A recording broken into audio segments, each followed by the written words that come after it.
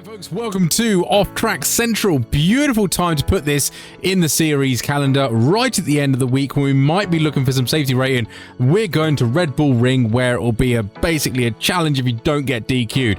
Off tracks here are insane, a little bit harsh in some areas. I will try and point all of them out, but literally there's like 3 at every single corner. There's an off track on entry, there's an off track on apex, and there's a one on exit as well. If you go too far on all of them, it is ruined, even though there's massive curbs there. And yet other ones, you can go off the curb, have a little dance, do a little boogie, and you're absolutely fine. So very, very confusing that. But yeah, let's crack on with it.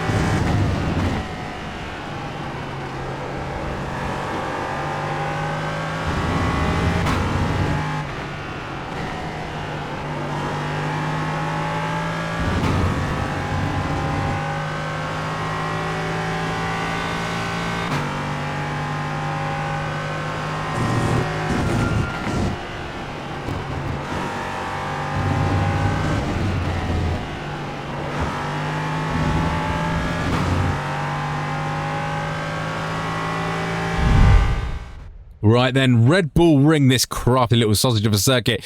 Rules tab. Read this because it will become handy. Have a gander at the pictures, beautiful pictures, and it shows you where the off tracks are. So make sure you have a read of this because then you really know how to maximize your track limits and how to get the best official lap time. And that's the important word there, official lap time. We can all cut corners and become like IndyCar and go massively wide, but iRacing doesn't like it. So info tab for you, we are using the fixed iRacing setup for this series because we follow the fixed one. The open one will be slightly quicker, but you can still use the same guide for braking points and then improve on from there. Track temp of 84 Fahrenheit, so not too hot, not too cool, so somewhere in the middle, and a moderate use for 44% is what I always use for these guides. Now the lap I'm going to show you is not my fastest lap, which is a 126.848. Did a few 26s there, 1 or 2 of them, not too many. But mainly I was sort of mid to low 27s, particularly on higher fuel.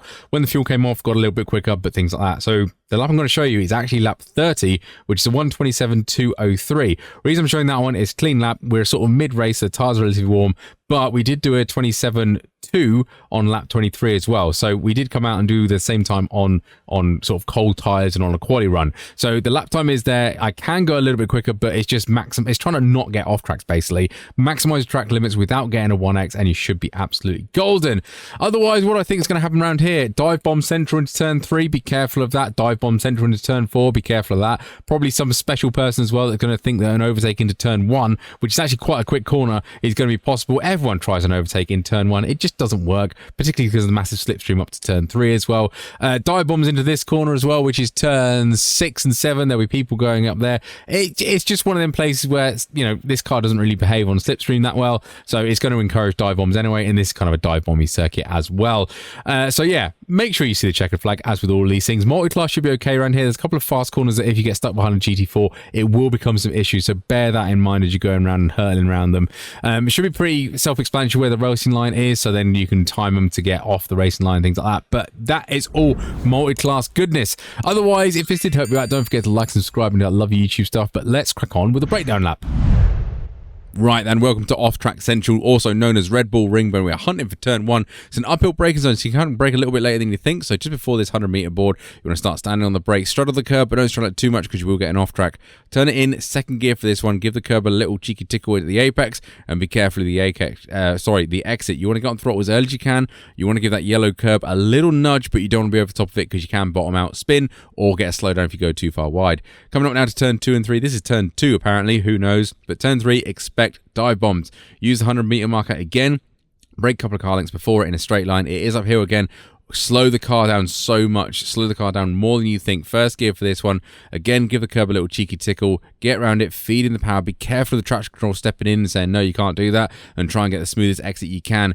Don't worry about leaving the car and getting it straight over to the right-hand side immediately. The track will sort of come with you and keep you on this side. Keep the steering wheel as straight as possible because we need to keep the car on the left-hand side for turn 4. Downhill braking zone, so we need to brake a little bit earlier. So just before the 100-meter board again, maybe car and a half length before. Brake again, straddle the curb. Not too much because there's an off-track.